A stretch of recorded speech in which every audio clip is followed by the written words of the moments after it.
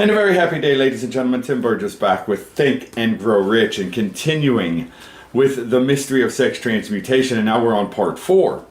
And I want to skip ahead in the book just a little bit. Now, there's a lot of stories and a lot of stuff in this chapter, so I do highly encourage each of us to take the time and study this chapter. And maybe even go through these videos while you have the book in front of you, and you'll see exactly what I'm talking about. Maybe understand a little bit more how I'm trying to dive in between the lines to help all of us gain a better understanding of what Napoleon's talking about here. But he says the desire for sexual expression is by far the strongest and most impelling of all the human emotions. And for this very reason, this desire, when harnessed and transmuted into action, other than that of just the physical expression of sex, it may rise one to the status of genius. Now, really what that means is nothing more than having total control of the mind. Yeah, total control of the mind. Where does self-discipline begin? Mind control. Mental discipline leads to self-discipline. And that's what he's talking about here, the ability to transmute this urge, this massive desire for the physical expression of sex, and transmute it. He says one of America's most able businessmen frankly admitted that his attractive secretary was responsible for most of the plans that he created and most of the wealth that came as a result of those plans. Now, that doesn't mean that he was having an affair. That doesn't mean that he was being, less than faithful to his wife. It doesn't mean that at all.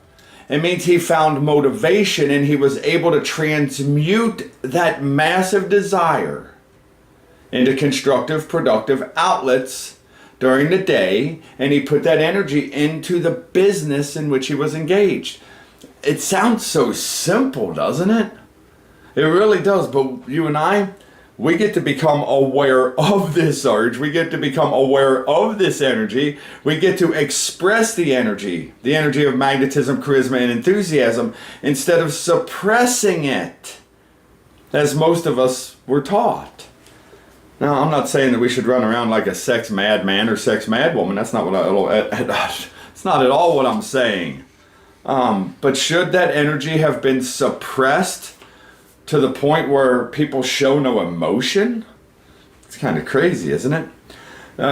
And first of all, now that we're talking about emotion, let us understand, and I think if we'll pay attention, and help me here. If I'm off base at all, just put it in the comments. Say, dude, you're off base. I'm okay with that. I got thick skin. I can take it. But he says the world is ruled and the destiny of a civilization is established by the human emotions.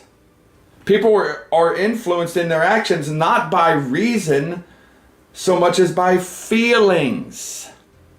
So when we use this energy, transmute it to create the feeling of what we want, our true desires. Man, what could happen? What could we actually pull off in this game we call life? He says the creative faculty of the mind is set into action entirely by emotions. The creative faculty of the mind is set into action entirely by our emotions. We all know people who have this thing called a temper tantrum. I used to have temper tantrums. And maybe you had temper tantrums as a kid, I don't know. But temper tantrums are not a bad thing. They're the expression of emotion. Now what we want to learn to do is transmute the emotion to the positive. So instead of having a temper tantrum to the negative, have one to the positive. You'll get what I'm talking about as you continue to study with us. He says the creative faculty is put into action entirely by emotion and not by cold reason. And the most powerful of all the human emotions is sex. There is no more powerful emotion than that of sex, love, and romance. And when we combine the three together, we are gifted with a superpower for intelligent, intensive action. Not just action. All of us take action every day. However, I want to ask, are we taking intelligent action? Are we taking intensive, intelligent action to lead us in the direction that we want to go? Or are we just taking action? It's a fair question. Absolutely, it's a fair question. He said a mind stimulant is any influence which will either temporarily or permanently increase the vibrations of thought. Well, a mind stimulant. Sex emotion is a mind stimulant and the most powerful of mind stimulants. If the emotion of sex is the strongest of the mind stimulants, why is it that we have all of these outside stimulants that we rely upon? I mean, we have alcohol, we have drugs, we have narcotics, we have all these things, right? Why do we rely on those things instead of relying on our own mind to stimulate the vibration of thought? It's another fair question. Really, ladies and gentlemen, when we get right down to it, I believe that's what Napoleon Hill's attempting to teach us. How to stimulate our own mind to take the intensive, intelligent action for the attainment of what our real desire is. See, and you and I can do that. He's teaching us how, but it's up to us to actually do it. And he talks about a teacher who trained and directed the efforts of more than 30,000 salespeople, and how this particular teacher made the astounding discovery that highly sexed people are the most efficient salespeople. He says the people who have learned the art of transmutation. He says the explanation is very simple. Personal magnetism is nothing more nor less than sex energy. That's all it is, personal magnetism. Now, the last time you went to buy a car, think about it. The salesperson who had good personal magnetism. I know we touched on this briefly in our last video. That's how important it is, ladies and gentlemen. All of us are in sales. And the person who is in sales and they're selling a personal service, so they're not even leaving a tangible product. If they don't understand how to use this energy called enthusiasm, they're probably not going to be very good at sales for that company. It's just not going to work out. They have no enthusiasm. They have no charisma. Wait a minute, I'll get these glasses figured out in a minute. They have no magnetism. Now he says the person, you and I, we transmit or we receive the energy from the other person the following ways. We do it through the handshake, the tone of voice, posture and carriage of the body. He says highly sexed people move briskly with grace and ease. Now, when he says highly sexed people, he's not talking about people who are all over the place, chasing it. That's not what he's talking about. What he's talking about is people who have learned the art of transmutation, and they transmute the energy during the day, transmute the energy at a time that when it's called to do constructive, productive things through business. That's all. It's pretty simple. Ladies and gentlemen, there's nothing hard about this book. Or at least, it's not hard to understand. It's not hard to comprehend. I'm not saying it's easy to implement. That's the last thing I would say. Posture and carriage of the body, vibrations of thought, body adornment. People who are highly sexed are usually pretty careful about their appearance. They want to make sure they look good. But let's make sure we also don't fall into the fear of criticism, where we're doing all of this stuff because we have to look good for wherever we're going. No, we're doing it because it allows us to feel good. We're not doing it to impress anybody else. Okay? Now, if we are employing salespeople, Napoleon makes it very clear right here. If we're employing salespeople, the more capable sales manager looks for the quality of personal magnetism as the first requirement. Personal magnetism. And people who lack sex energy will never be enthusiastic. If they've suppressed this sex energy, if they've suppressed that energy so much, enthusiasm can't come out naturally. They can't get themselves enthused about things. It's going to be a very, very difficult time for them to be in the profession of sales. Now, like I said in a previous video, we're all in sales. I'm talking about as a profession to earn money. They probably won't do good. You don't want to be there. Okay? Millions of people, even in this age of enlightenment, still have inferiority complexes which they develop because of their false belief that a highly sexed nature is a curse. It's not a curse.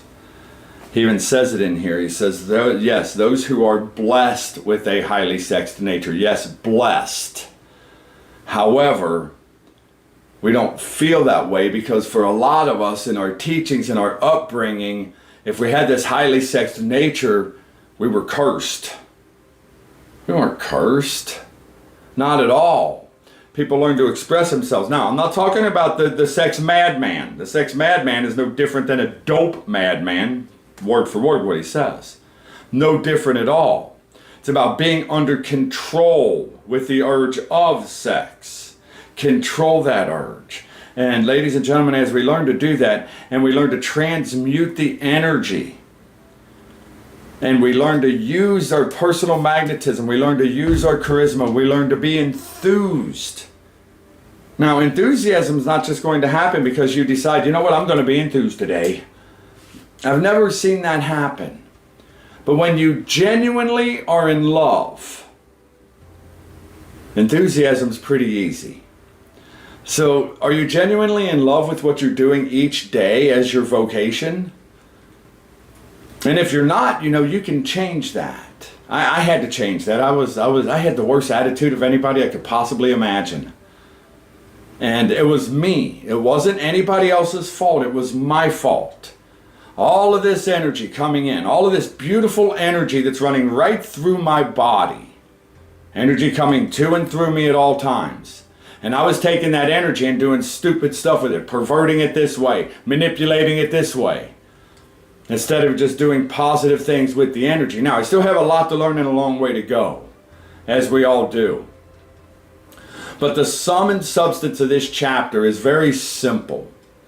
A negative thought comes in. You and I get to blanket that negative thought with a positive thought. And we blanket that negative thought with so much positivity that it cannot grow. It's like a weed. If you have a beautiful lawn and a weed tries to sprout up, it can't because there's no nutrients left. All of the beautiful grass has taken the nutrients. Well, consider the grass in your mind, consider the grass as your positive thought process. There's no room for the weeds. The weeds are the negative thought process. There's no room for them. So if we allow our mind to get this thing, just the physical act of sex, and we get off track, we're drifting along through life just chasing something that really has no meaning. It's going to do more damage than it could possibly do good. And I think everybody would understand the simplicity of that.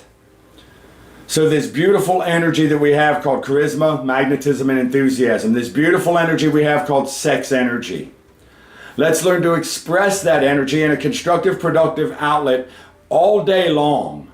And then in the evening, when we're with our significant other, let us mix love, romance, with the enthusiasm and the charisma for a magnificent experience with our significant other that can only be obtained when all of these emotions are mixed.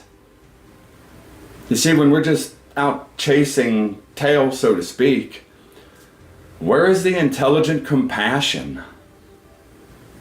Where is the romance and the love? It isn't there. So Napoleon says if we're just chasing tail, so to speak, we may become a superpower for action, but that action distorted, it doesn't have any plan, it's disorganized, we're all over the place. And he said if our motive is just for the physical act of sex alone, we may even cheat, lie, steal, commit murder, all sorts of yucky negative things. And ladies and gentlemen, we know that's true. Unfortunately, we have an experience within the family going back a couple of decades where that was definitely true. And it's very unfortunate, but it did happen. So Napoleon wrote about it in 1937. We experienced it about 20 years ago, certainly a long time after he wrote the book. It's still valid today. However, when we take this thing called sex, this mighty urge for sex, and then we mix the emotion of love with it, now we have calming. Now we have control. Now we have purpose and definiteness behind that purpose. It's not just about us, it's to satisfy someone else. So it's not just a physical act of for a quick, excuse the expression, but it's kind of what it is. It means so much more than that because now we have the emotion of love and we have the emotion of romance and we have enthusiasm because that's who we want to be with. And it's not just the physical act of sex at that point. That's called making love. And there's a huge difference between the two. Massive. It took me a long time to understand that. A long time. It took me many, many years of reading this chapter to gain an understanding of it. And I truly believe every time we go through the chapter, we learn a little bit more. We gain a little bit better of an understanding. So do yourself a favor. Do your entire environment a favor. Everybody you have an influence over, do them all a favor and study this chapter. Become acquainted with this superpower that we all have. And learn to control the mighty urge called sex. Transmute it into constructive, productive outlets, and you can be lifted to the status of genius. As always, I want to thank Joe. Joe, it's an absolute privilege to be here. It's an honor, truly, to be here. Joe doesn't miss one of these videos. He's hit the subscribe button. He's hit the like button. He leaves comments. He does all sorts of stuff to help us with this. And I want to thank Joe, because truly, without Joe, we wouldn't be here. As always, one of our strongest desires is that this day be the very best day you have ever experienced in this game we call life. Yesterday doesn't matter. It's already ancient history. Tomorrow isn't here. So all we can do is plan and prepare ourselves to receive the good we desire from that day. However, today we can allow it to be the best we've ever experienced. Tonight, when you put your head on a pillow, please do so with a mind full of peace. Remember, calmness of mind is one of the beautiful jewels of wisdom. And may God bless each and every one of you. Have a great day today.